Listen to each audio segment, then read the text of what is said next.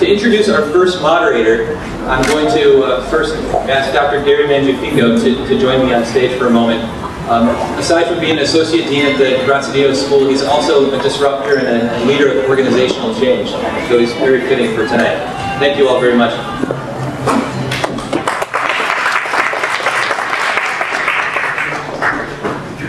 Well, good evening and welcome. We're delighted to have everyone here. I think this is going to be a very exceptional experience this evening. I was thinking about disruptive technologies when I first heard from Jeff and Prema about doing this tonight. I remember my first disruptive technology was 1983. I was the National Director of Clinical Operations for a healthcare company. They put this box on my desk and it had a keyboard. I hadn't seen a keyboard since graduate school. And it turned out to be a computer. It just looked like a big word processor to me. But I really thought it was an attempt to get rid of my executive assistant, so I refused to learn it for the first year. But eventually it was disruptive enough. Now I want to thank Jeff and Prema for their leadership for this evening and for again, alumni network here in Orange County, so please again give them a lot of work. Time and energy. So many of you I've met, a number of you are former students, but as Jeff said, I'm Dr. Gary Mangiafico. I'm the Associate Dean for the Grazie Dio Graduate School and have responsibility for all our regional campuses and the fully employed programs and executive programs throughout our school. I wanted to give you a couple of updates about some exciting things that are happening with the school before we launch the program. First of all, I wanted to let you know that we have officially launched this year a new executive education division at the Grazie Dio School for executive education that extends beyond the degree. And tonight we have with us Rachel Williams, who is our new director of that division. So Rachel, welcome. And she's going to be developing a number of initiatives. We already have a number underway. But in particular, what we're calling our Corporate Education Solutions Group. And this will be the first executive education, university-sponsored executive education that actually will be in the business of customizing education solutions for companies. And so we're very excited about it. Had an extensive amount of interest and keeping Rachel very, very busy. And she's only been with us for about 2 months. The other thing I wanted to let you know is that many of you are familiar with our entrepreneurial emphasis within the MBA program. And this year we have actually further developed that, actually with a great deal of support from the first moderator here tonight, into an actual Master's of Science degree. So our Master's of Science in Entrepreneurship will launch this summer. The first cohort will be launched in our West LA campus. And then the Masters of Science and Entrepreneurship will launch at our Irvine campus in the fall. This is particularly an interesting design program. It's designed around problem formulation, then solution formulation, and then solution implementation. So it actually supports the students all the way through not only the education, but hopefully the implementation of a lot of their projects.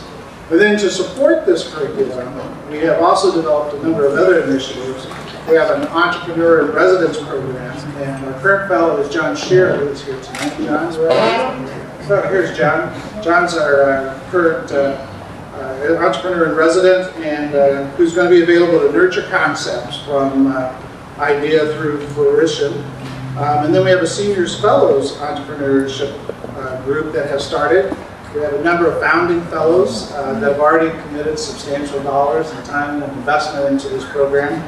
And then we have a new partnership that we are invested in with others called the First Wave Accelerator, which is generating a fund to hopefully invest in some of these ideas that students bring forward.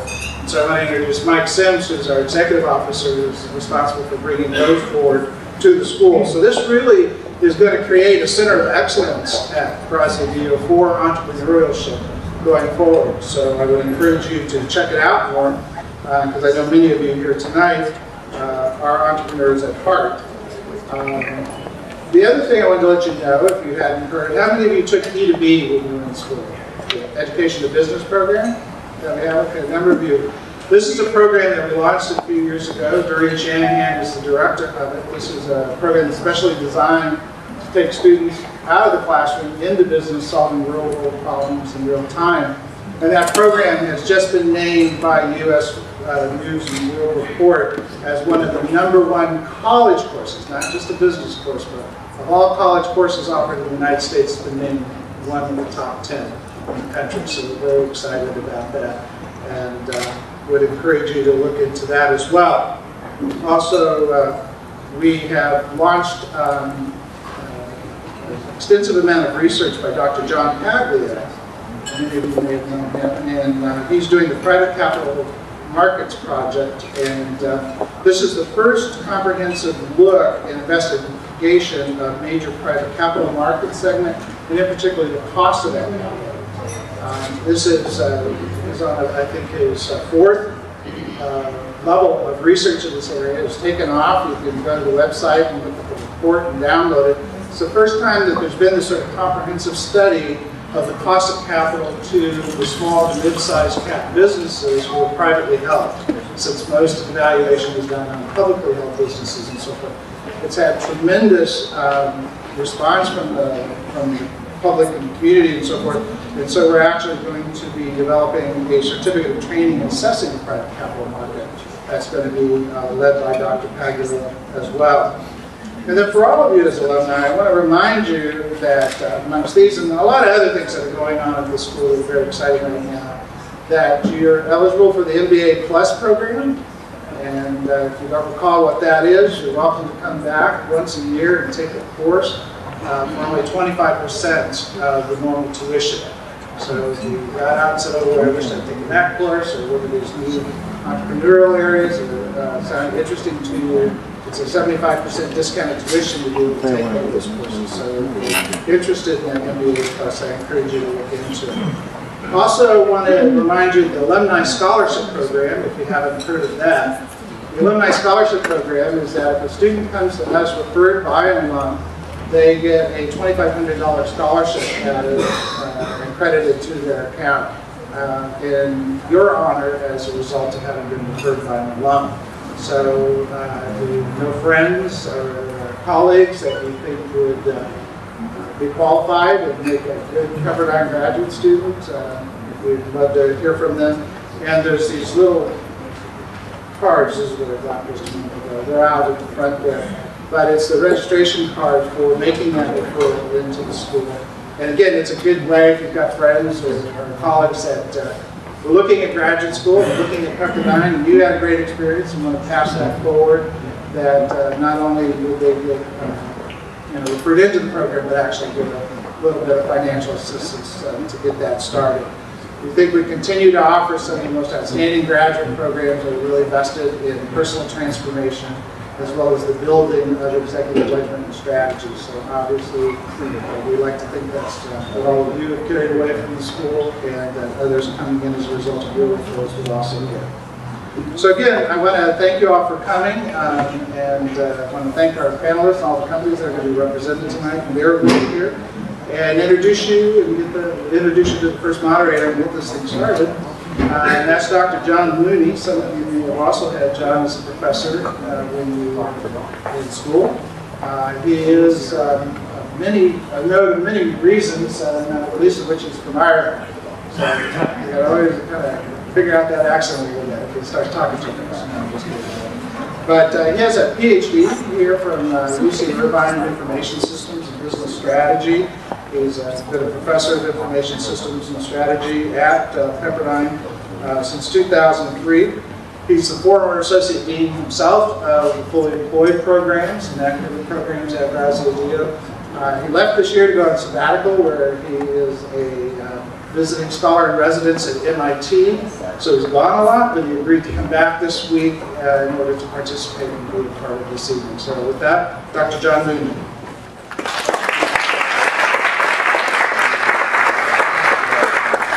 Thank you, Gary. Good evening, everyone. It's a great pleasure to be here. It takes, as you know, many of you know, it takes about 6 hours to fly from Boston. It takes 2.5 hours today to drive from West LA. So you need some disruptive technologies. When it comes to you actually get your feet on the ground, we need some new disruptive technologies. Russell, maybe you can add that to your list.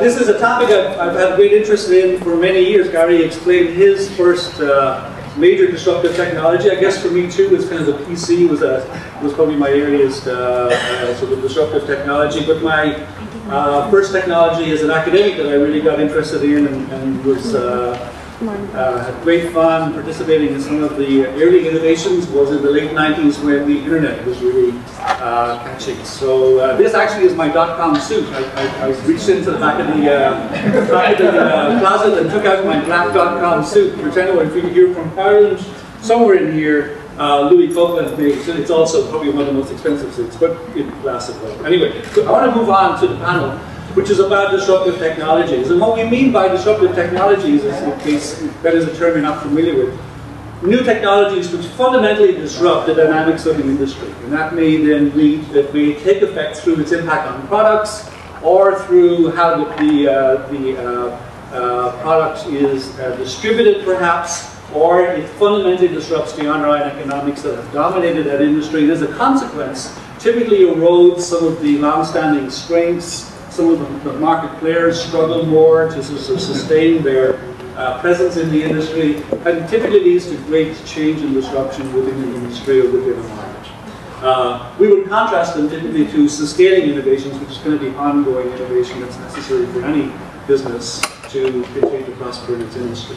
What we've done here, and what the group have done, well not what we've done, I came in at the end, what the group has done is put together a panel that represents different industries, and from our panelists here, we have people who are going to tell us in their opening comments about a disruptive technology that's emerging within their firm, and they're going to share with us their perspectives on the anticipated impacts of that technology within their industry, and of course the benefits that it should have for their firms. So, because we're running a little bit late, I'm going to move straight to the panel, and rather than me introducing them, guys, I'm going to ask each of you to introduce yourself as you lead off with your comments. And then each panelist will spend about 5 minutes sharing a little story about their disruptive technology and its anticipated benefits and impacts. And then I will follow up with about 10 minutes of Q&A to follow up on their comments. Jeff has invited you to pass your comments and your questions to him. He wants to be sitting there. He's over there now. And they'll be monitoring the comments and questions coming in. And towards the end, we'll have an open forum where we'll get to hear your questions and comments. So we're going to move from left to right here. Mark, I'll hand over to you. I invite you to introduce yourself and tell us where you're from, what you do there, and your disruptive technology. Very good. Okay. Good evening, everybody. It's a pleasure to be here. My name is Mark Chaya, and I'm the Vice President of Technology and Innovation at Parker Aerospace, which is located in Irvine, just down the road. Still took me about an hour to get here. Parker Aerospace. It may not be a company that you've heard of, but we're about a $2 billion company, and we focus in on motion and control systems. On an aircraft, we do the hydraulic systems, we do the flight controls, and we do the fuel systems. We do the things within the airplane that help me fly. I've been there for about 25 years, and the company, the aerospace group, we're about a $2 billion company. We're part of the larger Parker Hannifin Corporation, which is about an $11 billion company. So, let's see, the disruptive technology that I'm going to talk about. I'm going to talk about something called onboard inert gas generation systems. Before you go, well, what the heck is that? Why would Mark want to even talk about that? Being a part of a large company like Parker Aerospace, we have a number of different technologies that we have underway in development. But I thought that this one would be interesting to you because you could probably resonate with this, because onboard inert gas generation systems are used today, are being introduced onto aircraft for safety. It was probably, I may be getting my facts wrong, but 10 or 12 years ago, TWA Flight 800 over New York exploded midair. The entire aircraft was lost, all passengers on board were lost. When they did the root cause corrective action on TWA Flight 800, what they attributed that crash to was an electrical spark within the fuel tank. That's a bad thing. And there have been a number of other incidents, not as dramatic as TWA Flight 800, but on the ground, Singapore Airlines aircraft, that was lost and pilots were lost as well. And so, having this combination of a lot of jet fuel, all of this electrical wiring running through the fuel tanks, it's a combination where you've got a source of ignition, you've got the oxygen to support combustion, and you've got all of the fuel in the tank. And so you've got the three things to create a catastrophic situation. And so what we did was we looked at technology that we were using in military aircraft, and then we also looked across Carpenter Hannah Corporation to some of the technologies that we have in the industrial sector. And what we came up with is what we call onboard inert gas generation systems. And what that is we're using a hollow fiber membrane to take the air that's in the fuel tank. We call that the ullage, the area that's the air that exists above the fuel. And we circulate that air through a filtration system. And these fiber membranes, they preferentially separate the nitrogen content from the oxygen content in the air. And by recirculating that through the tank, we're able to reduce the oxygen content lower and lower and lower, to the point where you still got fuel. Obviously, you need the fuel, and you still got wires, because you still need to have the wires for an aircraft. But what we've done is we've eliminated the atmosphere that would support combustion. So we've created an inert environment. And so the value proposition here is really the safety of the aircraft. And that's something that, because I fly a lot, I'm concerned about. And I think that it's something that most folks would say that's a good thing. One of the, say, unanticipated things when we started the development of this technology, probably about 10 years ago, was it's also been an enabler for the introduction of composites onto aircraft as well. Some of the new aircraft, like the Boeing 787 and the A350, are composites. And the composite structure does not have the same thermal dissipation that an aluminum aircraft does. By the introduction of our inerting system, you can have composite wings with fuel in those wings, and because those are now running at higher temperatures, you just simply couldn't do that with composites unless you had the inerting system. And so it's been something that we introduced because of safety, but it's also enabled other advancements of technology in the industry. And from us, it's been a disruptive technology. The introduction of these hollow fiber membranes is something that had not ever been done before. And it's something that, because we were able to draw on the industrial technology, it's allowed us to capture about 85% market share in this space. And we're currently putting these systems on all of the new commercial aircraft, and we're retrofitting the fleet as well. It's also been a disruptive business case as well, because we've had to restructure our business, and this technology has enabled us to take what was our fuel systems business and combine the inerting into the fuel systems that we offer.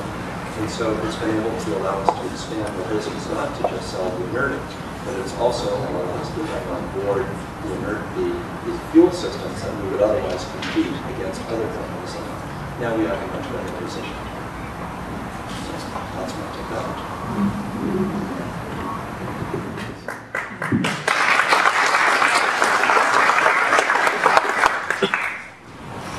Good evening. My name is Santosh Gopal. I'm a director in the strategic product planning division at the St. Jude Medical.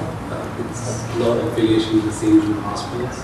St. Jude Medical is a medical device company that's based in St. Paul, Minnesota. It's a $5 billion company, and our cardiac movement business is based here in Los Angeles. And we make implanted cardiac devices. They're pacemakers, ICDs, CRT devices, things like that.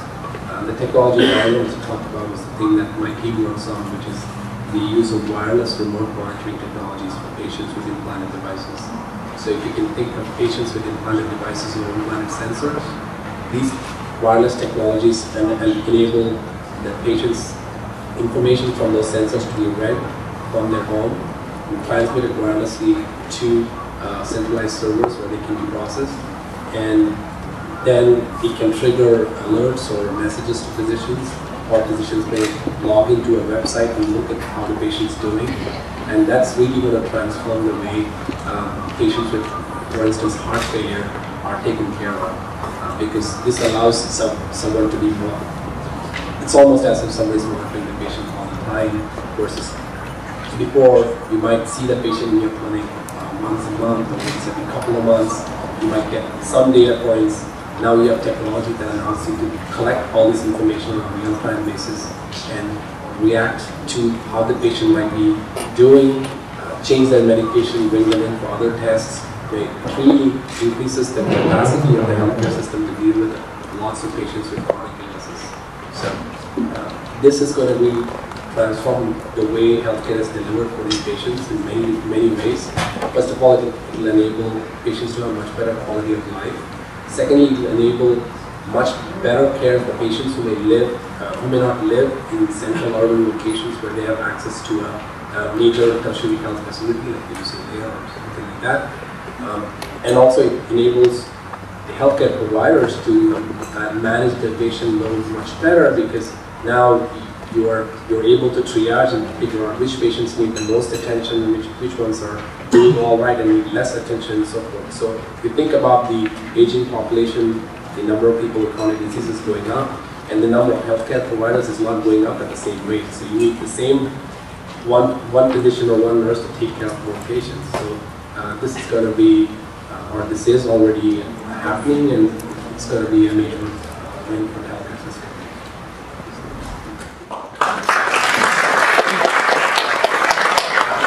Good evening. I'm Tom Sumner, and I work for Yamaha. And Yamaha, as you may know, is the world's largest musical instrument manufacturer. We're in basically every kind of music and sound that you would want to be in, everything from manufacturing the grand piano to reproducing that sound in a concert hall to reproducing it in your home with home audio equipment. And what I wanted to talk about tonight for our disruptive technology has to do with our professional audio business.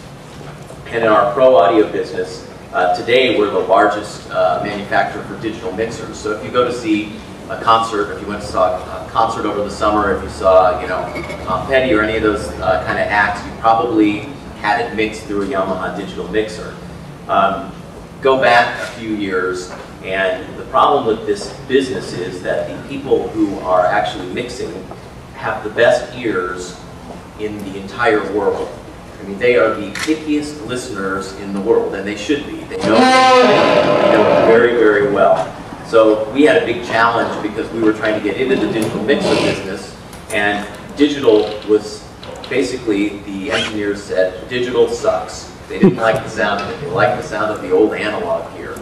And we had tried quite a few things to try to prove to them that it sounded as good as analog, or was better than analog.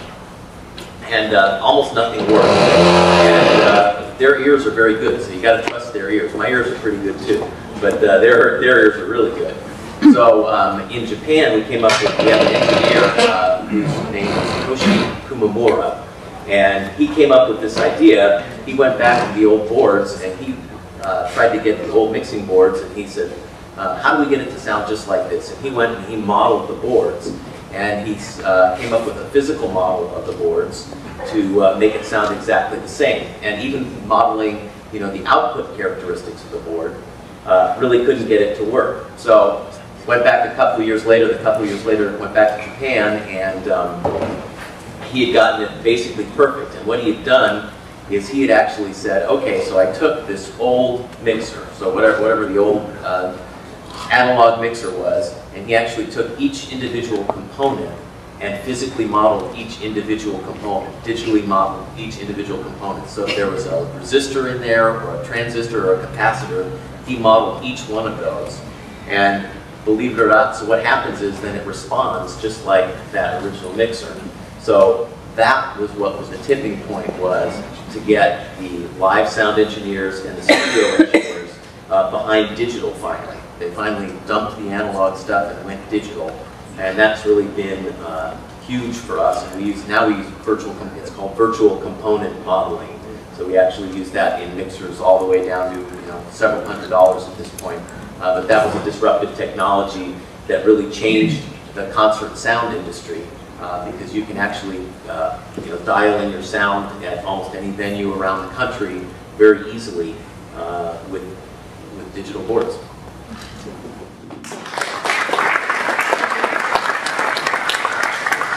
Good evening, my name is Russell Bear. I'm the EV Regional Manager for Nissan, and I'm working on the Nissan Leaf electric vehicle launch for the West Coast, and my role is on market readiness. So we work a lot with utility companies, local governments, state governments on preparing electric vehicles, everything from infrastructure development to streamlining the permitting process.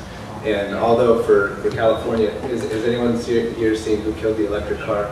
Documentary. Yeah. So even though California has some experience in electric vehicles, there's still another 49 states that haven't. So we're doing kind of that, building that base work to support electric vehicle launching. And to touch on why it's disruptive, I think it's important to look at what we're trying to disrupt. And one, it's air quality. So I have zero emissions improves air quality and smog. Two is greenhouse gas emissions. You have a more efficient drivetrain, and then also the opportunity to use a renewable fuel, so reducing greenhouse gas emissions. And then also, since you're not using gas or oil in the vehicle, it's energy independence, energy security rather. So that's what we're trying to disrupt, is when you have a fully electric vehicle, you really change how you're using your transportation fuel. And just to give you the kind of 30-second commercial, a lot of the questions we get are how fast, how much. It's a 5-seater car, goes 100 miles with each charge, and it has a top speed of 90 miles an hour. So it's really a fully functional kind of vehicle that can meet the needs of most commuters out there. But in terms of disrupting, the fuel sources, that when you're not using any gas or any oil for the transmission or for the engine motor, you're refueling at home in your garage. So it's this new kind of shift in how we use our car and how we fuel our car. You plug in each night, rather than wait till you're empty and fuel somewhere. You plug in each night like your cell phone. So it's a new way of thinking about how you drive and how you use your car. So with the introduction, we just launched in 7 states in the U.S. and we have first 2 years there's 50,000 vehicles being produced in Japan. We have a factory under construction in Smyrna, Tennessee right now to do another 150,000 units a year for North America. So there's an electric car, there's an electric car converting back there at the Porsche, and then Tesla's here as well. So I don't think that electric cars have been here for decades. I mean, some of the first electric cars in the 1900s, some of the first vehicles in the 1900s were electric. So I think what's disruptive too is scale. Is when you start thinking about these vehicles are coming in the hundreds, they're going to be coming in the tens of thousands within the next couple of years, and that's when you have that scale is when you really start to see kind of change in the industry.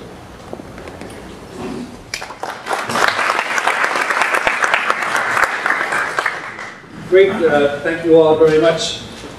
So I'm going to ask a few follow-up questions, and I encourage all of you to start thinking about the questions that you want to ask as well, because this is here to provide value to all of you.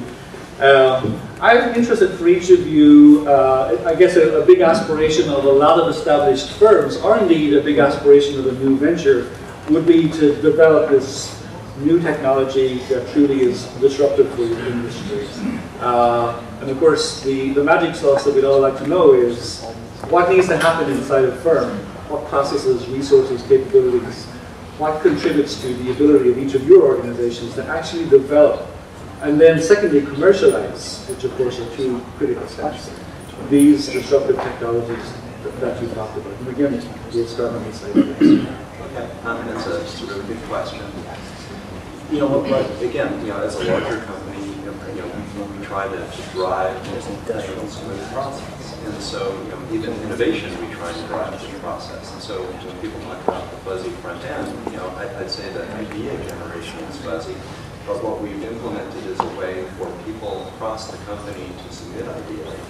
And then we have a process that allows us to screen those ideas and then fund them in a stage gate process. And so, a concept idea might get funding for 2 weeks to just go into a research study.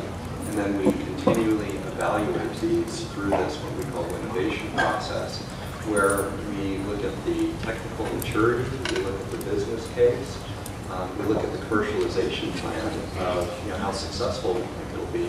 And it's kind of like buying options on a project. And then we advance them through our system accordingly.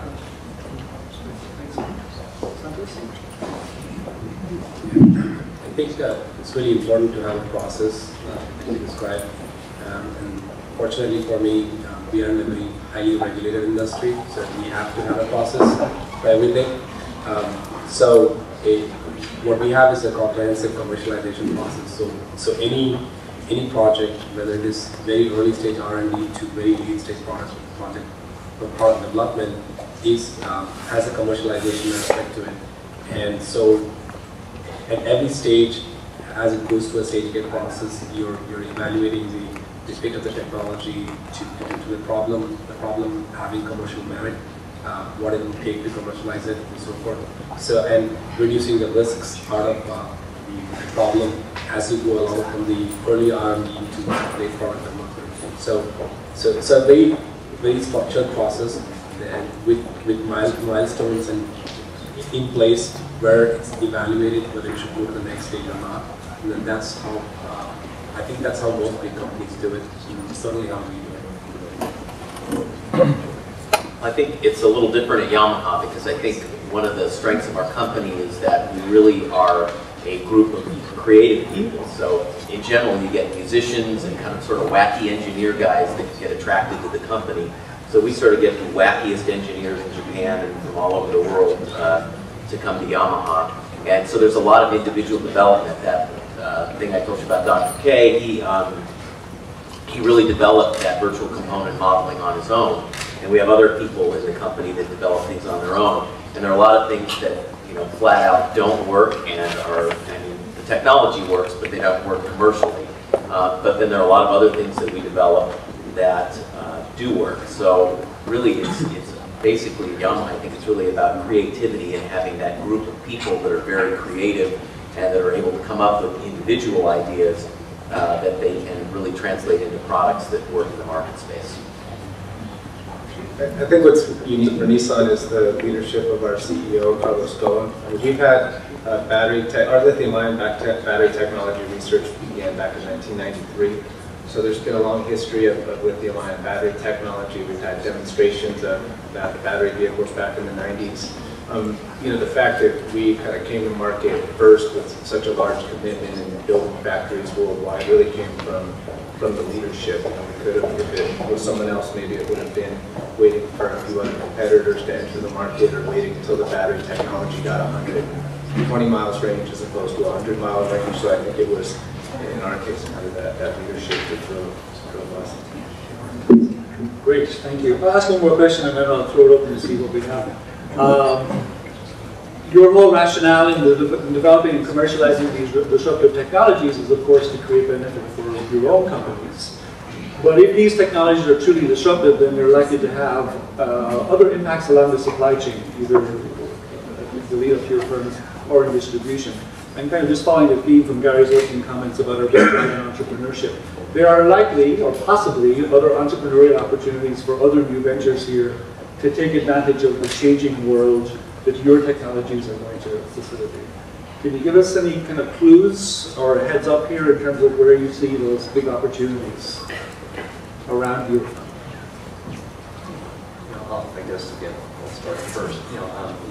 Down there we're talking about electric cars. We're working on electric airplanes. Of course, you have to fuel them, and we have to work out some of the details. But NASA is actually working on electric engines to power the aircraft. We're working on systems today that were, say, hydraulically powered, and moving those into more electric systems. And the generating capability on each new aircraft is just growing considerably compared to the aircraft that preceded it. And so I see a lot of opportunity in our aerospace industry to learn from some of the good work happening in the automotive industry about how to take, say, systems that were traditionally powered hydraulically or mechanically and turn them into electric systems. Great, thank you.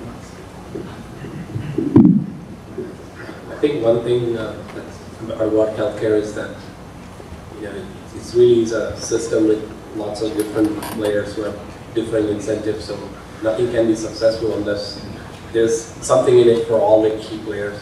So for us, as a medical device company or something bringing wireless monitoring technologies to the market, what we see is what this enables is for the payers, for instance, there have been studies, one published in the Lancet this last month, that showed that heart failure patients who are monitored more closely using wireless technologies had fewer hospitalizations. So overall, if you are someone who's putting the bills, it's good for you.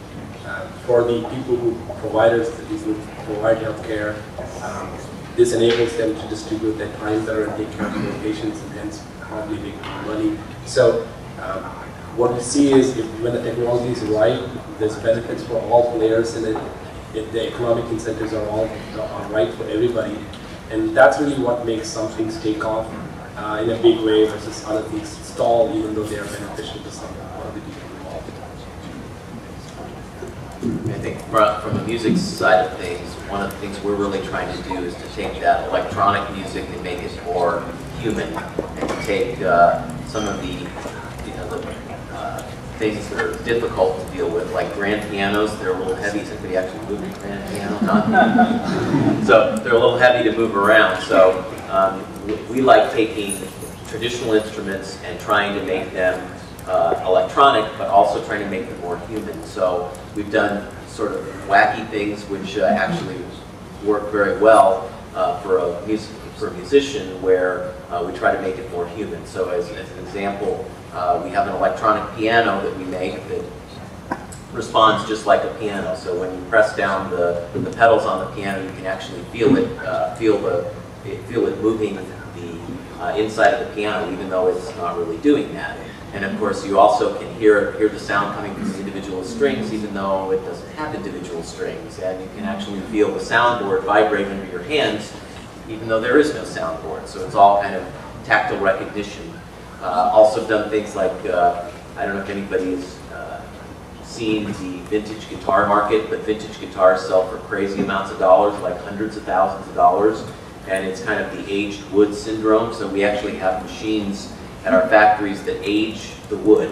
And it's amazing technology, but it makes vintage. You can take a brand new guitar that's been in existence for a month, and it feels like it's been there since the 1950s. So it's really sort of making that music human.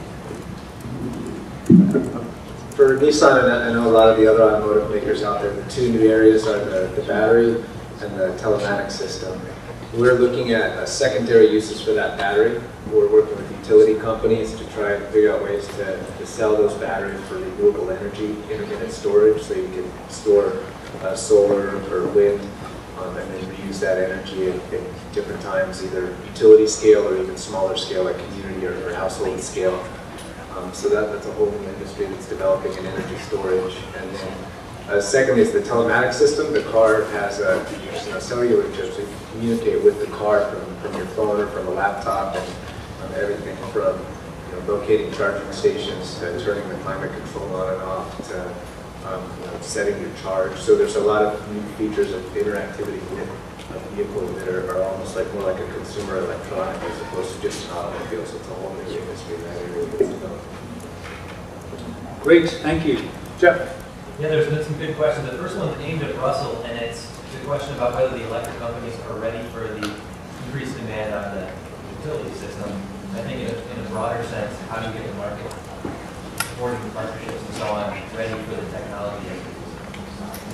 Yeah, we're working closely with a lot of the utilities, and one of the nice things about electric vehicles is most people will plug them in at home at night. So you're using off-peak electricity, which for utilities is the time that they're least used.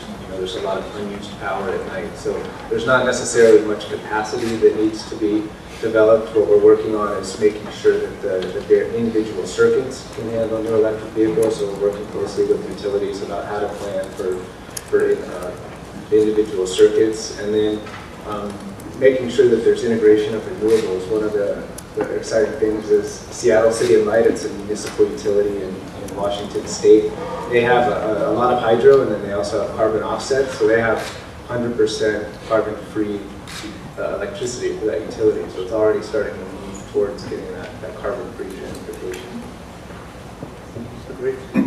Another more general question from Tim is about cycling through failed attempts at disruptive technologies.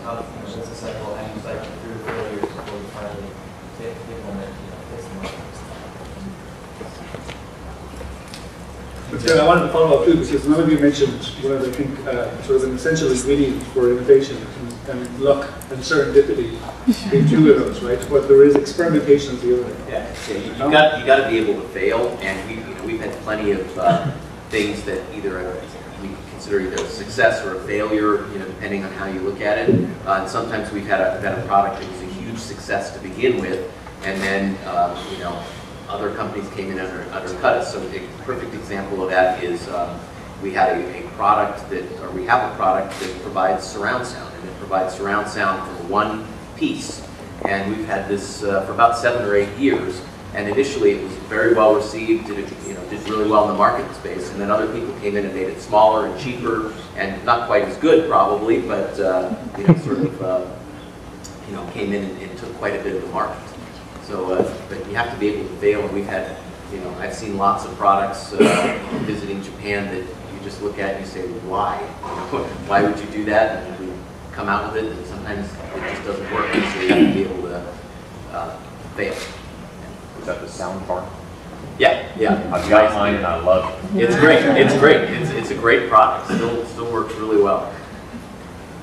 I think in terms of market conditions, obviously higher oil prices are going to create a much friendlier environment for electric vehicles. I know I've been hearing everyone's traffic problems tonight. There's that LEAF qualifies for the carpool lane, so maybe that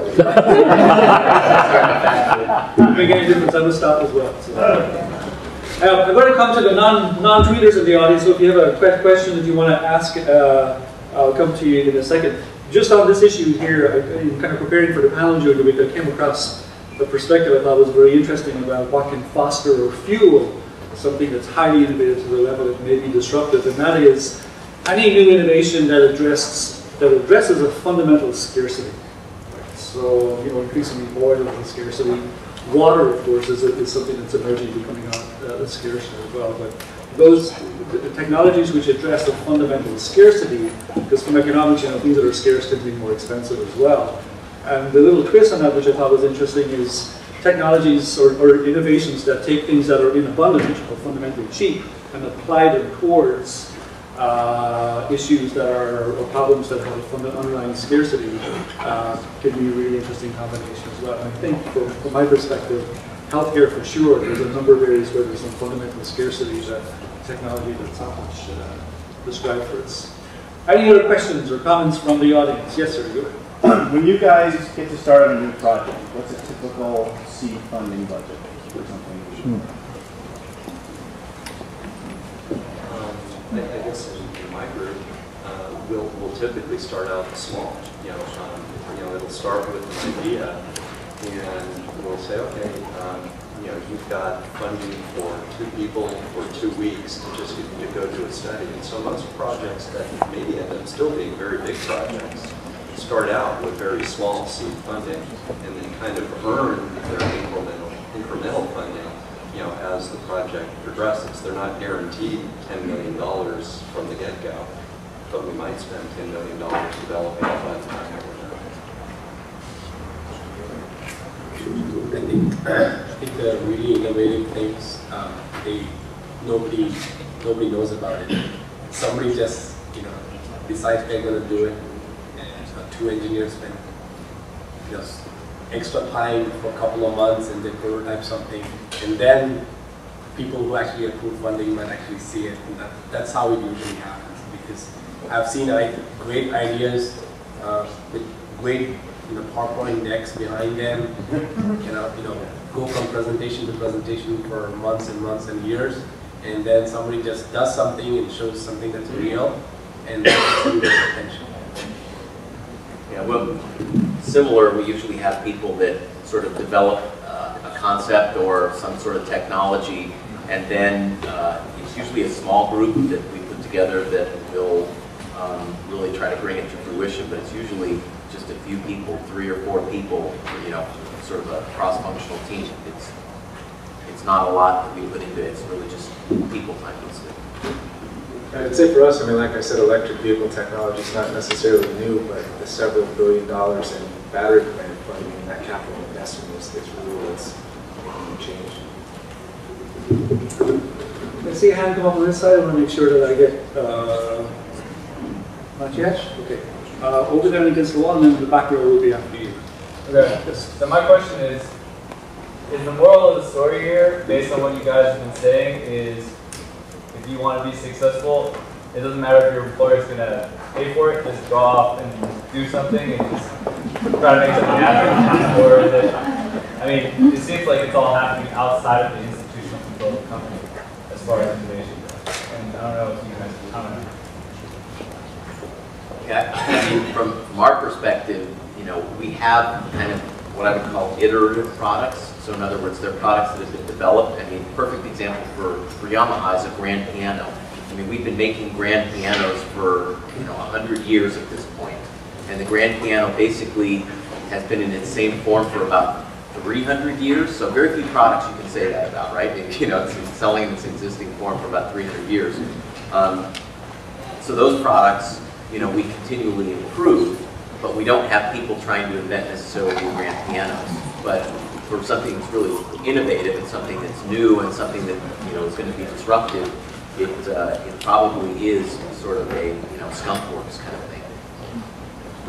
Yeah, I think for us, I mean, like I said, our vehicle launched in December, so it's not necessarily going to be the car, but some of those other things like the secondary batteries. I mean, there's a lot of room for new ideas and innovation within the institution for that, because it hasn't been figured out yet. But how does your company encourage that institution? That's a good question. I don't know if I have the answer. Let me make a quick comment on that. When you're a full-time employee of a company, you have to remember that you've signed either an NDA or a CDA. So if you go for it, and if you've invented something, while you're a full-time employee, your company owns that technology. So you've got to be real careful about separating what you're doing on company time and using your computer that you have at work, or using the laptop to bring, and separating.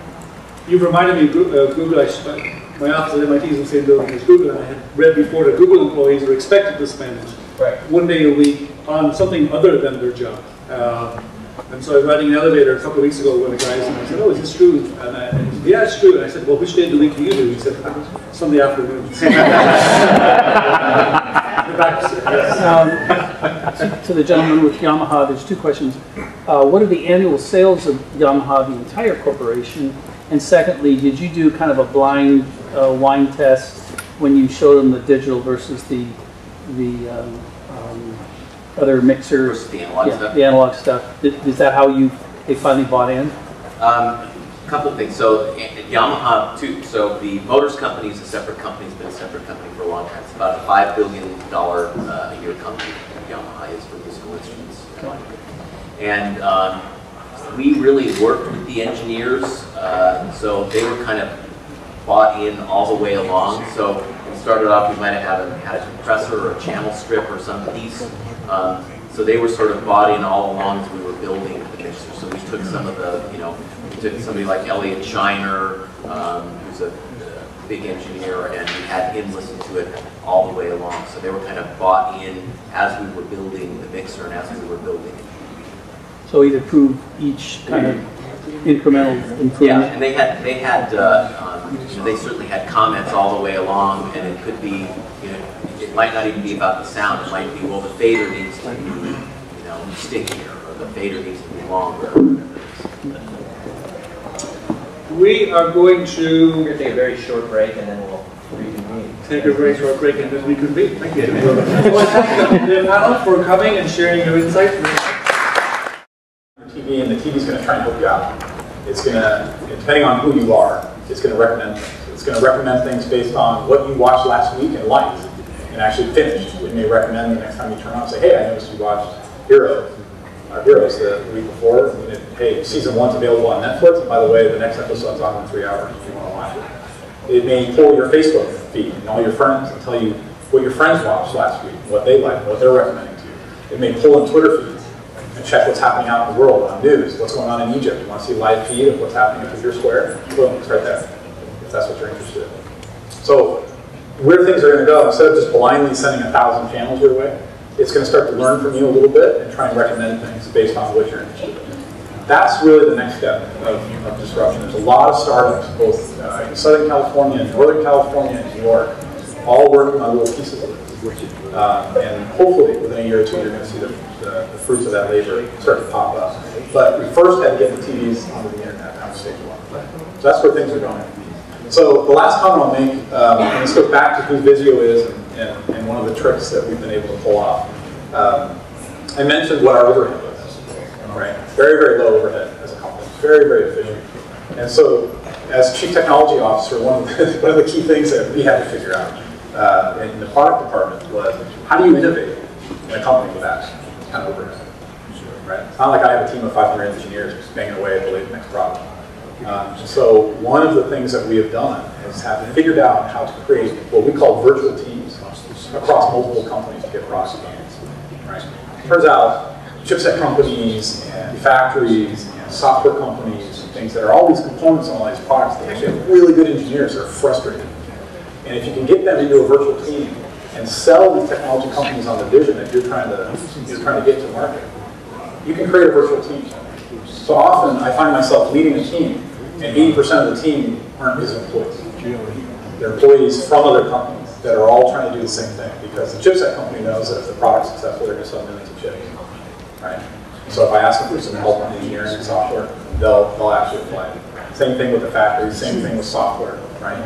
So it's a little chaotic, and it's a little crazy, but that's how we leverage our business model, and we leverage our overhead to get to a point where we can use the technologies at such a low rate and still have some of the best products in the world.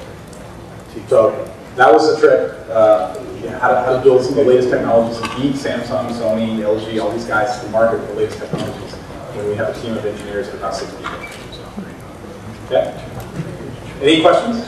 I want to open up. That's all I had to say. Hopefully else.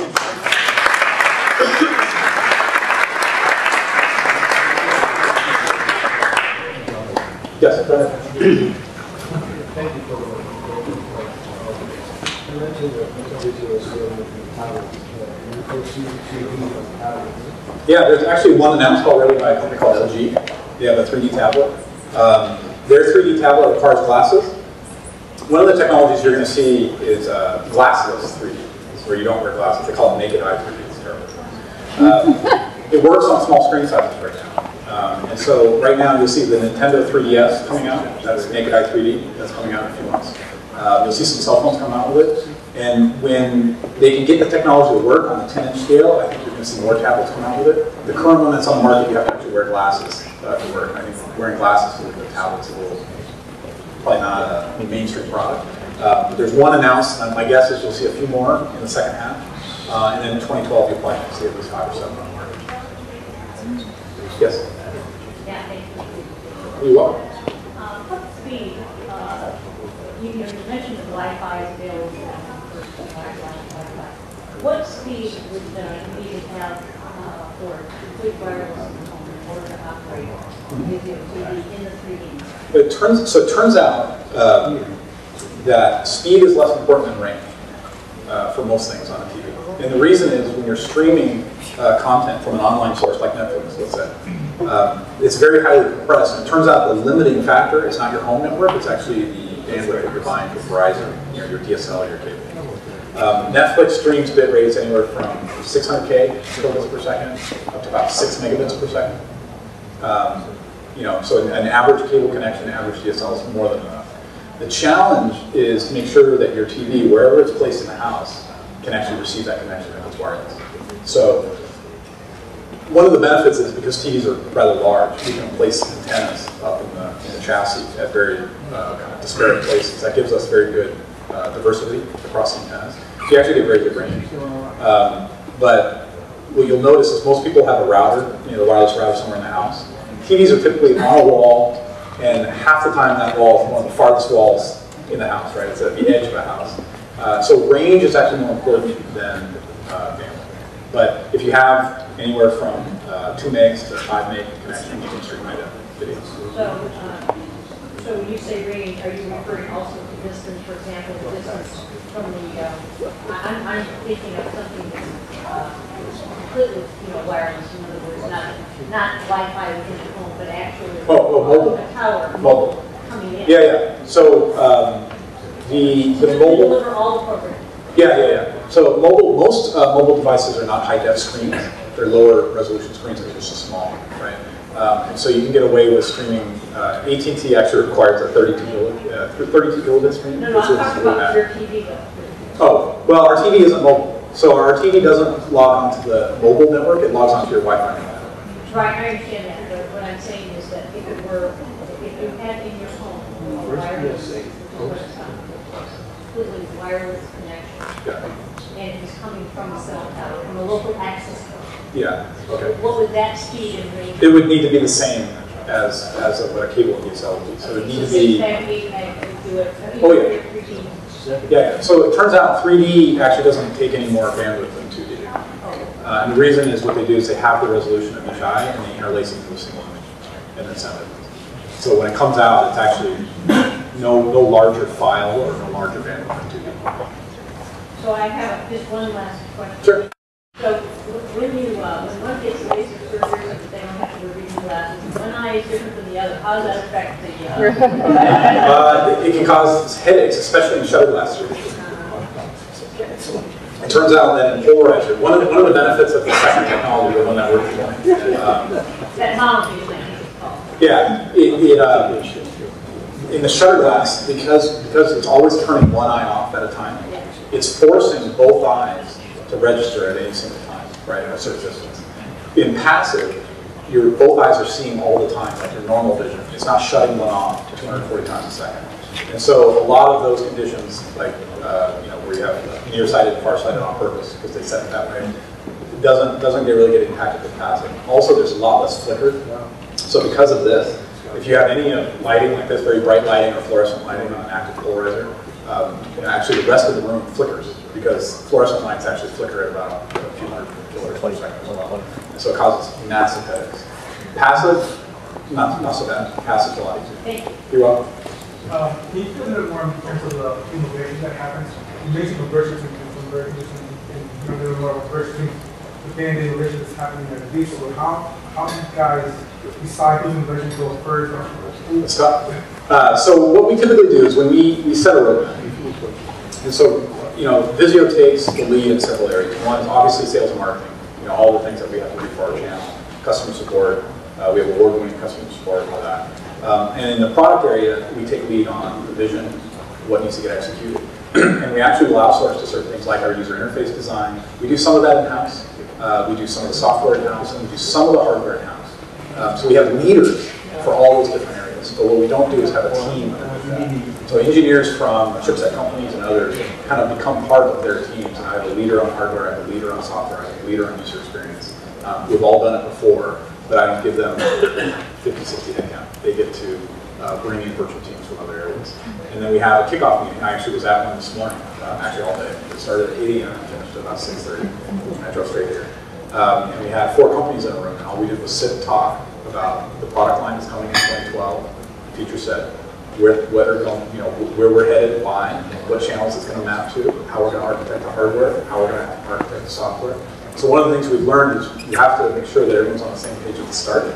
Otherwise, it goes completely backwards if you go from there. So we do a lot of meetings jointly. The initial meeting is going to continue actually tomorrow. And then in 2 weeks, I go to Asia. We're going to have another meeting in Asia and go through with a few other providers of technology providers. It's chaotic, right? It's chaotic by design in some ways. But the other thing that's interesting is a typical television design cycle is about 12 to 18 months. So kind of complex TVs, if you went into a normal TV company, it would take them somewhere between 15 and 18 months. A simple product is by 12 to 14 months. We can spit a design out in 5 months because we can take best-of-breed components, put them together very quickly, leverage what we've done before, and make decisions much faster. But the process is a little messy. Yeah, you're welcome. Yes? What's really interesting about the organizational capability, it's a $3 billion company, and most companies of that size have 500 to 1,500 people. Is it the business model that makes you move to market, or is it how you hire and how you drive the people to move that quickly? And so Samsung and Sony and all these other companies are obviously taking notes and see your progress much quicker. Don't they have the same capabilities? And can't they kind of instill that same thing? It's tough. We hire some people. So. Yeah. What's interesting is once you have 55, 60,000 employees, it's kind of hard to fire 59,500. Just you can't go that far backwards, right? Right? So they do business very differently. Also, I'd say culturally, very, very different. In those companies, and we have a lot of respect for those companies, by the way. Decision authority is very centralized. Right? Every decision that Howard Stringer's team makes is someone goes all the way back to Japan. Right? It's a some committee and then comes back 3 months later and goes back. So it's culturally very difficult to pull off. If you don't start a company that way, I don't think you can take a large company and turn it into a small. It just doesn't work. I used to work at Cisco Systems. They had 84,000 employees. Didn't move quick. So I mean, back to the first part. Some of it is the way we set up the company. The other thing is when we talk internally a lot. William will come to me at a staff meeting on Monday and tell me, don't forget you've got 50 employees, but you're really responsible for 15,000. Right? Because we feel ownership over the employees of the other companies, our partners. We feel responsible for their well-being. We feel responsible for their success. Because if Visio fails, financially they're taking a lot of risk as well. Right? Both from people, resource, and flat-out investment. So, it's a blurry line between us and some of our partners, and that's made us very strong, but it's also made us very nimble. So it's by design. I don't think we turn something like that. Thank you all so much. I'm John Shear, the entrepreneur resident on the faculty of the entrepreneurship program. And I'm just going to talk a little bit about some of the things we do at the Disruptive Technologies and then quickly get to the panel. One of the latest things, and I want to make the announcement that Pepperdine is one of the schools, the Disruptive Technologies schools, they practice what they preach. And since I've been involved with the school about 1.5 years now, it's basically like doing a startup in the school and having all these different programs that are so innovative that have never been done anywhere else before. We're talking about brand new curriculum on entrepreneurship, MS in entrepreneurship. We mentioned real briefly about the First Wave Accelerator, which is a seed fund to kind of get those ideas that are just ideas and test them out in a very quick way to find out are they ready for the market, meaning are they ready for the next investment. We have the B2B program, which is part of the curriculum we talked about, which is one of the top 10 programs in the world as far as classes go. The role that I have is entrepreneur resident. For those of you that don't know, Pepperdine does not have a research university. So it's a lot of times we have research universities that are trying to get their technology pushed out the door, where you have technology looking for problems. Pepperdine has these great ideas and the business ideas and problems they're trying to solve, and it's like, well, where do you get the technology? And so that's kind of like what my job is, and it's like I go search for those pieces of technology. It's basically a supply chain. Where is the technology that enables the solution that the great idea is all about, so you can deliver the solution and monetize it and make money. So Mike Sims here, he calls me his Pepperdine professional dumpster diver. I go looking for stuff that enables the solution of the problems that the curriculum and the students have identified. One of the last things that came up to talk about entrepreneurship, whenever you solve one problem, you create another one. And that was, well, wait a minute, there's so many innovations all over the world, and trying to figure out where to find it, because many times there's innovations that are very similar in different areas. You might find something at MIT, or Swiss lab over here, or Stanford, or UCLA, or USC. And one of the things that we found is that when you go to a tech transfer office or a university, they have this list of these innovations. And I'm shocked. What I'm looking for, I need something that figures out whether this thing is an antimicrobial. It's not the words that they're using something else. It's like, why don't we send our students that have been trained in this creativity and problem solving method, when they've been trained for 14 weeks, go and drop them and match them up with an innovator, a scientist at the university, and say, here's what that technology is. Well, this is what the innovator thinks is the commercial value is. And we're going to send a team in there that knows nothing about the technology, has to do that creative problem solving and say, what else can I do with that? Like, what problems, commercial problems can I solve? So it's problems looking for a technology as opposed to a technology looking for a problem. And we're putting these teams together. We call it the 15X project. And the 15X project is, like, can we figure out to get more of a 15 times return on that innovation from before you, after you put this process in place. And so I want to invite all of you to the 15X project. The end of it, the kickoff was February 2nd, which is Groundhog Day. And we finish it off on April Fool's Day, 1st. So, that's just in case it doesn't work, it's got a great work. On April 1st in the morning, about 9 o'clock, 9:30, we're going to start at the Malibu campus. And these teams that we put together with the UCSB innovators, the pilot we did, we found 5 innovations at UCSB, postdoc and Nobel laureates that we put together and said, here, now go think of what the real value is in the commercial world for this innovation. And they're going to come back, those teams will come back the morning of April 1st at the Malibu campus, and you're all invited to go see what they come back with. So with that, that's what's going on within the entrepreneurship program at the Grazia Dio School. And I'd like to now invite Scott Lynette up. Scott Lynette is the founding and managing director of DFJ Frontier, and he's been in the venture business since 1992 and been in the real world for much longer than that. And on top of that, he's actually an educator and uses his wealth of experience at teaching at USC entrepreneurship venturing programs. So I'd like to invite Scott up. And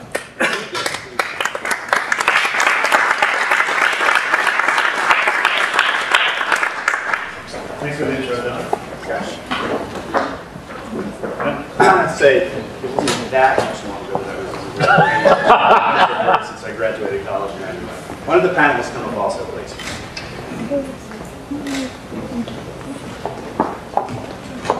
So we've had some very interesting content tonight so far. Now that we have the startups in the panel, we'll continue and accelerate a little bit. So I took some notes while Professor Mooney was talking, and he described how each of the disruptions in question from some of the bigger companies was leading to a benefit for customers. And I thought that they were interesting because they were pretty all over the map. So Mark from Parker talked about basically a disruption that was taking what was a multi-source process for vendors in aerospace and converting it to pretty much a single-source process with 85% market share for Parker. The benefit to consumers, obviously, was safety. Everyone else really talked about benefits to consumers in terms of price, which is an economic benefit. So Tom from Yamaha talked about something that I thought was a little bit surprising. He was disrupting limited supply and taking cool products and enabling better pricing for consumers. Russell from Nissan talked about disrupting the retail purchase of fuel. And of course, that would lead to better economics and pricing. And then, Matt basically talked about disrupting everything. So I'm going to look out for that clearly expected break. So let's dig right into the panelists and just start by saying, what are you guys disrupting? Frank, why don't you start? Hi there. First of all, I don't want to disrupt television watching time, which I think we're all going to be doing a lot of in the future. It's up to Matt. I'm in the medical device industry. I have been an executive for a long time in that field, both with large companies and in startups. What we're disrupting is cardiac surgery. We are developing tools. This was licensed technology from UCLA and Mayo Clinic. Licensing tools to enable cardiologists to look into the heart, to go into the chest without cracking the chest, through a small puncture right below the breastbone, through the sternum, and with direct visualization and small instruments, be able to work on the heart from the outside in, just like a heart surgeon would, but in an outpatient procedure without having to spend 5 days in a surgery and have open heart surgery. All right, so France, that's a great description of what you guys do. But what are you disrupting? What are you changing? We are changing for the patient, a patient who has to have currently open heart surgery for a lot of the different kinds of procedures, for instance, heart valve replacements, are now going to be able to have electrophysiology procedures and cardiology procedures just through a puncture in the heart. That means for the payers, these patients will be in single day at the most overnight. And for the patient, same thing. They will not have a zipper down their chest anymore. And the physicians will be able to look directly. There is no direct visualization available. The military is also interested in what we're doing I want to cut you off there, France. We're going to move right on to Jeremy, and you'll get a chance to talk some more. Jeremy, what are you guys discussing? Hi, my name is Jeremy Snyder. I'm the general manager for the Southwestern U.S. for Tesla Motors. The industry that we're disrupting is the automotive industry. In 2003, we started with the idea that performance and efficiency don't need to be mutually exclusive. With advances in battery technology, we've been able to revolutionize the automotive industry, starting off at the top of the market with the Tesla Roadster, the pure electric sports car that does 0 to 60 in 3.7 seconds, has a range of 245 miles per charge, and charges in as little as 3.5 hours. The other part that we are disrupting is the retail environment itself. Unlike the other automotive manufacturers, we actually own all of our distribution around the world. So we're not only developing the technology, but we're distributing it. So we can run a much leaner, more efficient organization and cut out the middleman, which as a byproduct makes the purchasing experience more enjoyable. All right, Daniel, give us the 1 minute of your company and tell us what you're disrupting. Good evening, it's a pleasure and a privilege to be here. We like to think that on a good day with a tailwind, we are disrupting the way that medical intervention is done by changing the way that diagnosis is done, by finding early, very early disease while it's still involved. Great. Briggs? Yeah, we're at the algae business, and what we're actually disrupting is carbon capture. That's really what's going on. It's that the huge change going on is that for the first time we can realistically absorb huge amounts of carbon from the fossil fuel emitters, which by the way aren't going to stop emitting fossil fuel not anytime soon. So CO2. So that's kind of the space that's being transformed, and it will in fact build the greatest competitor to petroleum through that process. Okay, so we'll talk a little bit more about sort of whether big companies or small companies are in a better position to disrupt markets. But how much is too much disruption in this bite off? You guys think about what it means to be disruptive. Where do you say, that's too revolutionary, you need to be a little bit more incremental? Because we heard a range of answers with regard to that in the first half. How do you guys think about it? Daniel? Well, first of all, when lives are at stake, I don't think that anything is too much. Even if you save one life. And it turns out that the standard that we would like to disrupt is very near that impressive that it should be equal by today's capabilities. And therefore it gives incentive together with things. France, you're also in the life science business. Sure. Disruptive technologies in medical take years. Coronary stents took about 25 years from the first conception or thought of them to really catch on, and it's not until huge clinical trials come out with great results that the adoption occurs. Physicians are very conservative. Okay, so now, Jeremy, you guys are in a business that traditionally has 7-year adoption cycles, and yet the company just managed to go public recently, but you're also cooperating with other companies. How do you think that what's too much disruption? Where do you draw that line? Well, good question. I think that All right, think about that. We're going to come back to it. I can see Rich has an answer. Scott, disruption is like a pastry shop. You can go, oh my gosh, we can disrupt this, we can disrupt that. And what we found in our company in the early stage was we were just innovating, and we had to go through a focus exercise and go, okay, we're going to disrupt, but we're going to do it as a sharp tool rather than a broad offense, because we don't have $13 billion to work with, and we wouldn't get anywhere even if we did. So the key, I think, is stay highly focused, discipline is the key. All right, so Russell from Nissan talked about having billion-dollar budgets to do the types of things that they're doing in automotive. But most of the other guys talked about really very short leashes, very short time frames. You know, I think there was 2 weeks, right? Was one of the time frames. Here's your startup, you can have a couple $1,000s. You know, there was Skunkworks projects where there was no funding at all. What's some example of how fast you guys really move in the early stages of building your business and validating the market and figuring out if you're on the right track with disruption? Well, very simple. We were sitting in the lab doing wonderful stuff, and we had a process we call business development, but it's actually business probation. Which is our way of pushing everybody off. And but a very innovative company beat down the doors, flew from Australia to our facilities and demanded our product, even though it wasn't ready. And that really accelerated it for us. So the unique situation we're in is we're now doing deals where we're going, hey, we don't have working product, it's not productized, but if you're willing to work with us, let's do it. And they are going for it. And so these early adopter companies, these strategic guys, are grabbing onto technology that's half-baked and working with us as partners, and that's making it all happen. So just like Matt described, we're basically a founder of a company who said, well, the customer wants to buy it, and supply chain wants to sell it for them. I know I have to go do it. Jeremy, how did it happen for you guys?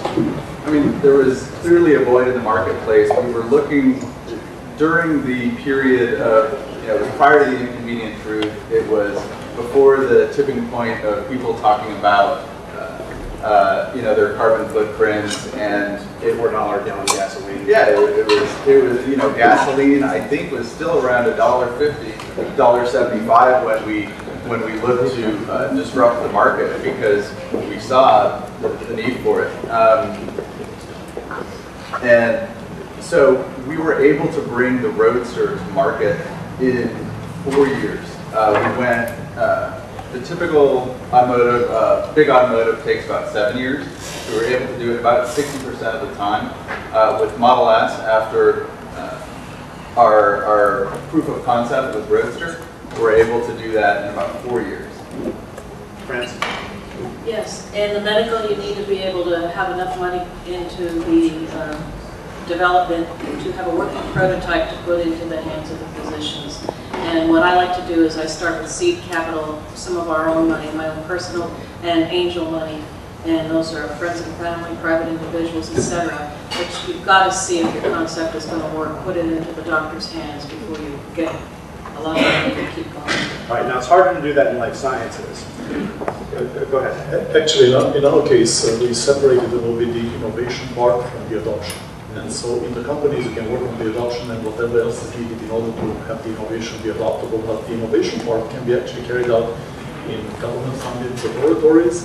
It was actually, the components of it have been carried out by people that were working under the money is no object kind of heading at NASA and DARPA and DOD and the telecommunications industry. So sometimes you can get components that cost billions to develop, and we just kind of tune them towards what we want to do. And that's the adoption. What do you guys think about this 2-week leash, or am I on the right track? Is that enough time? What can you get anything done in 2 weeks? Is that a realistic time frame for tracking innovation? Not in the medical device world. We, just like Matthew was saying, we outsource a lot. When you're starting, you have to outsource. We work with engineering firms, etc., and their time schedules. We can throw more money into it and get more of their attention, but as a startup, you rely on it a lot. Jeremy, obviously your cycles are longer, but are there things that you get done in 2 weeks where you say, we got to make sure we go fast? Well, I think looking at the company as a whole, from the startup phase, you have a few people working very independently of one another. Otherwise, there's no way to innovate fast enough to keep up with the industry and really be a disruptive technology. And it's interesting because as Tesla Motors matures, we're still very fast moving, but also a growing organization, now a public company. Things happen a little bit slower, but it's the natural life cycle of a startup business. All right, so Matt described how not being burdened down by the baggage of all that history and all those employees and an established way of doing things created a real advantage compared to the incumbents. Briggs, what's your biggest advantage compared to the big companies out there? Well, we've got a constant innovation process, as the doctor discussed, where I have my brother, the co-founder, is basically the Steve Wozniak of the company. Doesn't want a job, just wants to invent. And he just sits there and invents. And we have to like act sort of correctly. Okay, thank you, because it'll just sort of stuff will be floating around being invented. And so what we figured out, and it took a while because literally there were wars between these different factions. We figured it out. So just this week he came up with an ethanol process that was brand new and innovative. And it passes the 2-week test, exactly, because it takes long, he's got to have to do a few iterations of testing. And pretty soon it will pass the truth test of going into formal research and validation. All right, so culture of innovation that gets choked at the right time. And integrated, exactly.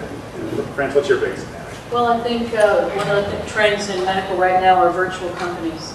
And with Skype and with everything we have available to us, we don't have to all be sitting in the same room. So just like Jeremy said, there's a lot of people working on different aspects of the company, multitasking at the same time.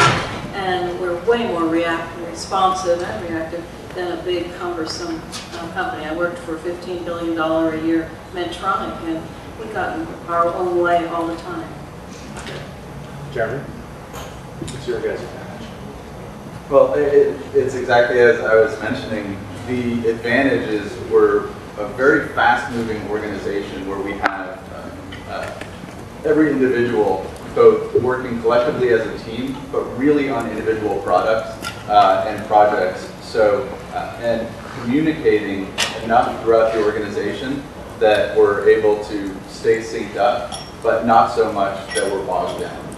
How many employees do you guys have? Well, let's see.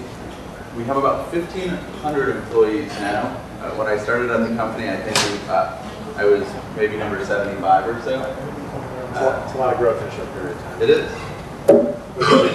What's your biggest advantage compared to the big company? We are tiny. We just have 8 employees right now. I think, as stated, it depends on what who's doing innovating. So the ideal scenario is that somebody with genius level is kind of motivated by the software environment to be more pragmatic about what it is that they are concentrating on inventing.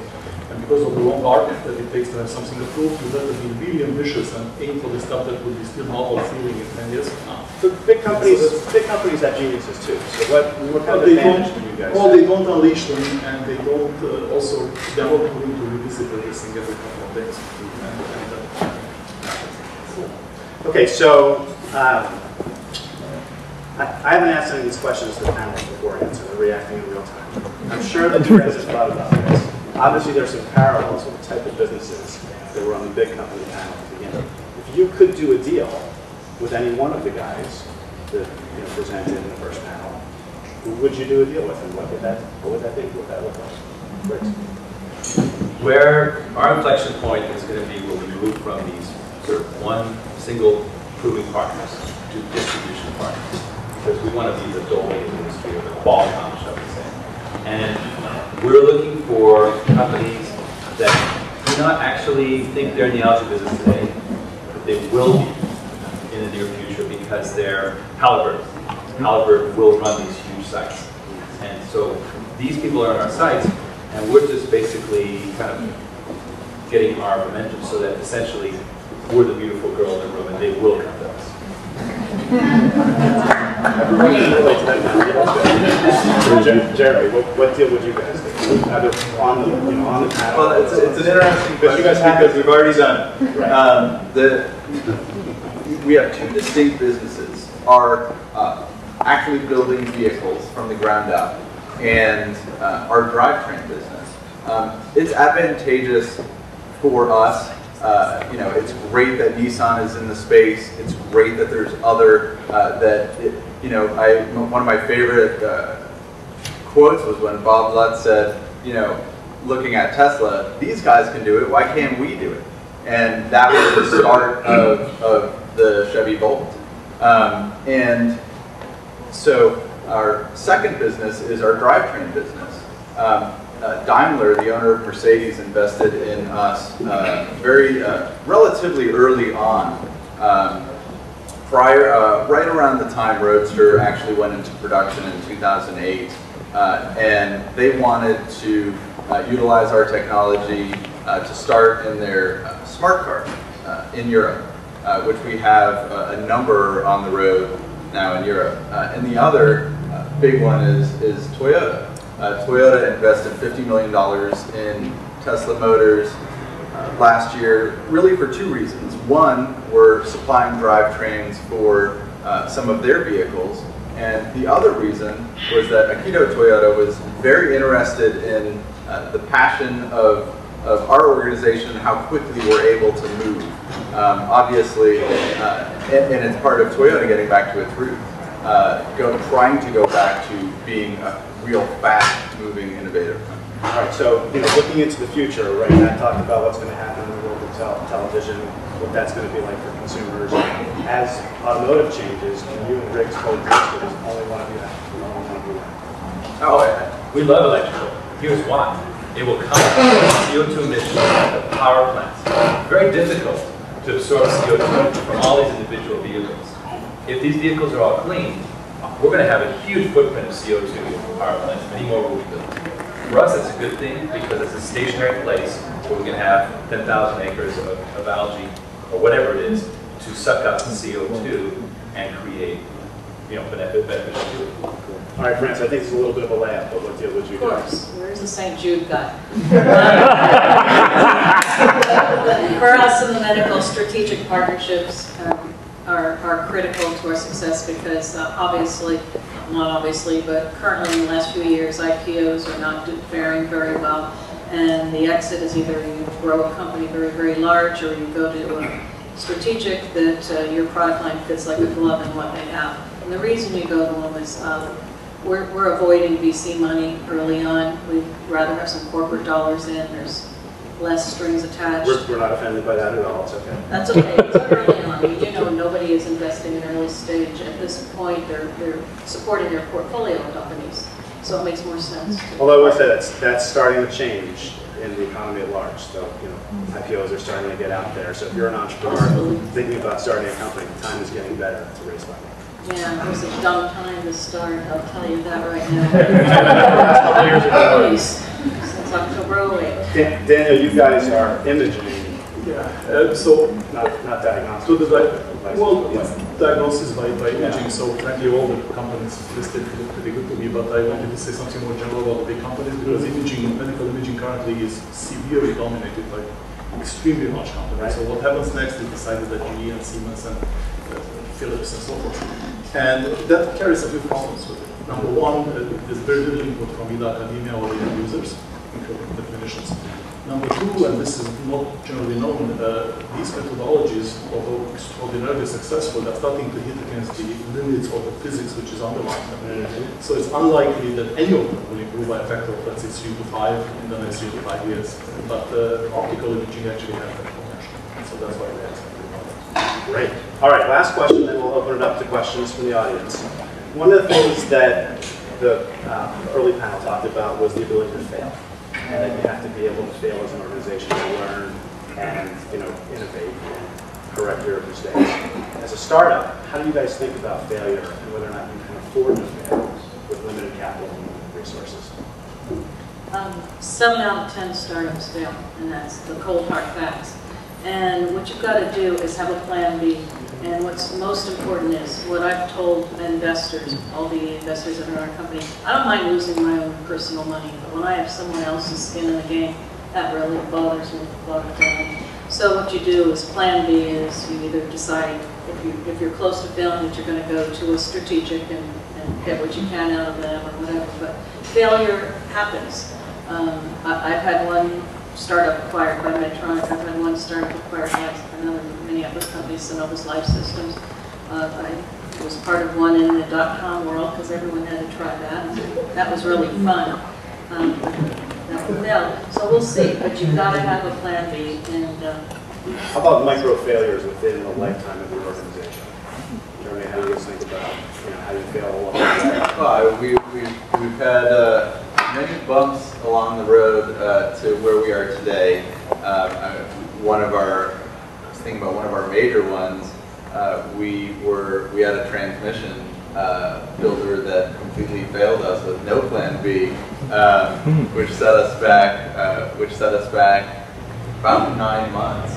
And when time is of the essence, it's challenging. But we're definitely, Elon Musk, our CEO, he's an incredibly driven and talented individual, and very much an all-in type of guy. Failure is not an option, and that's our mantra. How do you guys think about it, Daniel? It's obviously tricky in life sciences. You fail, people could die. Well, micro failures in the process of development are okay because you learn a lot, including about yourself. But obviously, the device can never fail, and therefore you have to build it really well. It seems to me that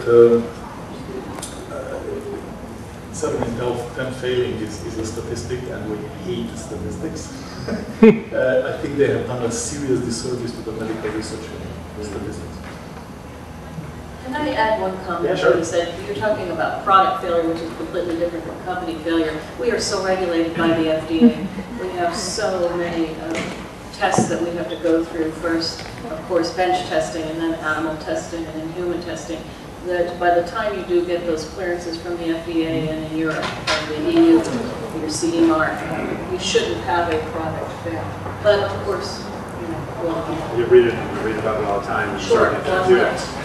Briggs, how do you? Well, Scott, the ability to fail is built right into the design of our company. Our backers launch companies where the only essential person is the CEO, and it's a segment plan.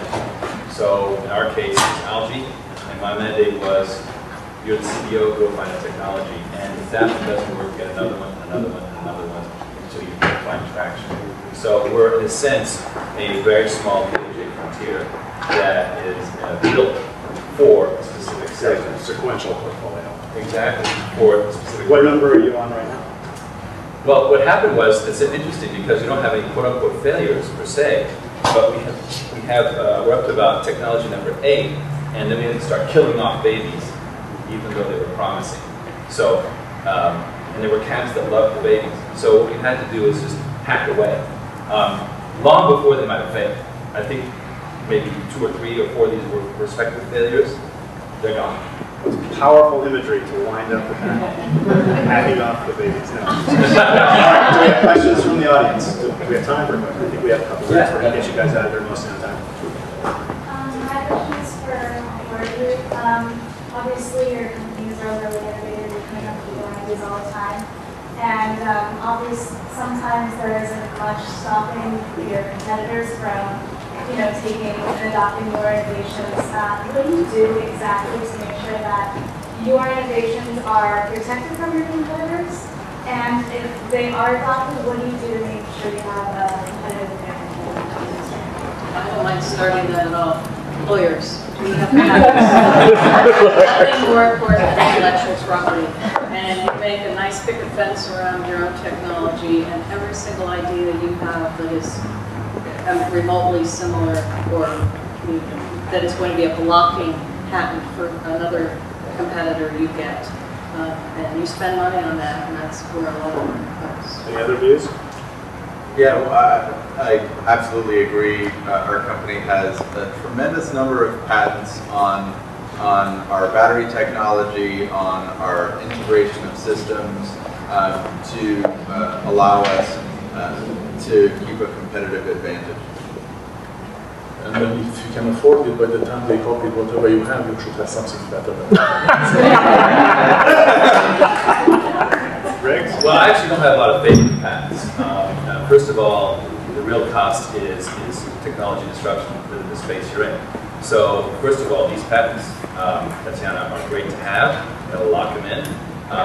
But what you got to do is get that market share and get the partners. Now, let's say, for example, you're in China. They will steal, right? But they can never steal your future products. They can only steal the past. And so if you have channel partners and strategic partners that are part of your future pipeline, then they are the privileged ones who have access to your future. So if you have an innovation environment in your company, you're constantly inventing and patenting, for sure, and improving, then you will continue to have this leadership position. Amazon gets stolen from, right? But they've got such momentum, as you were saying, Doctor, that they can't be supported away. I will say there's a lot of debate about this in the venture capital world. And there are VCs who love patents and want to see you invest as much as possible in it. And there are other folks, us included, who actually don't put a lot of credibility behind it. Because when you're a small company, if someone violates your patents, you don't have enough money or time to pursue the lawsuit. You'll be out of business by the time you get a judgment. That's true. So, you know, in life sciences, they're probably worth more than they are in clean tech or in software or IT. But I think that's going to change too, because the rate of innovation is increasing in life sciences. Other questions? There's someone in the back. A question for Dr. Farkas. Your technology allows us to be able to detect diseases much earlier than conventional or currently available technologies are. But what would you like to see happen first in your company to be able to bring that innovative and really useful technology to the masses? Well, the hurdle is to be overcome, some logistics, some regulatory and so forth, but if you really believe that the way that today things are done needs to be changed, then you will find a way, I think. And so what we are doing is we took a technology that was basically introduced by NASA to find, it was satellite spying and NASA kind of activities, and it's to find very difficult to find objects. And that's basically early disease. It's very different from normal. If you have a high enough level of technology, you'll be able to separate it out and it's to distinguish what you would like to look at. It turns out that it's something that is not done today in the clinic. What we do is we kind of navigate the body and we take a piece of tissue and we take it to the pathologist that looks at it like 100 years ago and comes back with some sort of a pronouncement. That needs to change, and I think that the younger pathologists actually would admit that because they already go out with computers and video games and so forth. And I think the whole paradigm needs to be changed, that there's no reason why you cannot detect something of interest in the body early, and that's really the best way of fighting major disease. And the more complicated the disease like cancer and neurodegeneration, the more you have to find it early. So I think it's a very, very appealing place to be, and anything that you do that is high quality will help. You can change the way pathologists behave. That's a real disruption. That is a real disruption. They don't like to change. But you know, they make all the decisions in the clinic. That's right. So it's really scary. It's amazing that any of us that spend serious time in a hospital survive. It's interesting. It's interesting when you get underneath it that actually might be where the real disruption is. Oh, one more question in that. This is mostly for Jeremy, just because of your product. But what role in a startup does marketing come into play? Because I mean, even with Tesla, I think a lot of what we hear and see about it is mostly because of the buzz you guys generate versus more of a push marketing type strategy. So I was just wondering, or even if plans coming up, do you guys have like a broad marketing scheme you're ready to start rolling out with? Or? It's a very interesting question. We actually we spend next to no money on marketing. Lots of PR. We're a technology-driven company that relies on PR and innovative co-branded marketing strategies to achieve market penetration. I mean, we do very interesting things that cost nothing to do, from partnering with test drives at venture capital firms. I mean, we're a very grassroots organization when it comes to marketing. I was going to say Tim Draper's done a lot of marketing for you guys. Yeah, it's the way we're able to keep costs down, and nearly all of our money goes into the research and development, technology development, and not into marketing dollars. Well, great questions. Let's thank the panelists.